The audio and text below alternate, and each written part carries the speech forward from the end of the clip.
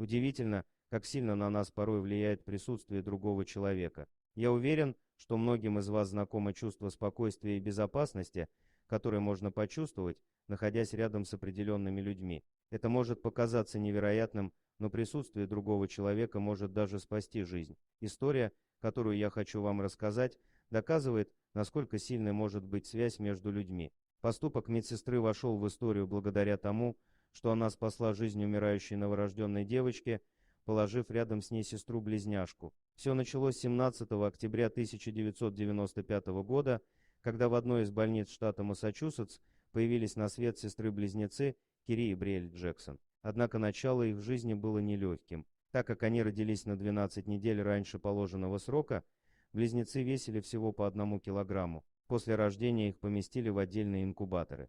Состояние Кири быстро улучшилось, и она набрала вес, чего нельзя сказать об ее сестре Бриэль. Ей было трудно дышать самостоятельно, ее лицо было синюшным, и она часто плакала и кричала. Через несколько дней состояние Бриэль стало ухудшаться. Медсестра детского отделения реанимации Гейл Каспарян сделала все возможное, чтобы помочь малютке. Она самостоятельно брала ее на руки, нянчила и позволяла делать то же самое отцу Бриэль. Она заворачивала малышку в одеяло, чистила ее крохотный нос и пыталась успокоить, однако все попытки были тщетными. Однажды Гейл вспомнила то, о чем она когда-то слышала в Европе. Это было действительно против политики и правил больницы, но Гейл так сильно переживала за ребенка, что решила попробовать. Она поместила Бриэль в инкубатор, в котором находилась ее сестра Кири. Почти сразу Бриэль прижалась к Кири. Бриэль, которая находилась в очень плохом состоянии, немного приободрилась. Ей стало легче дышать, ее непрекращающийся плач наконец стих,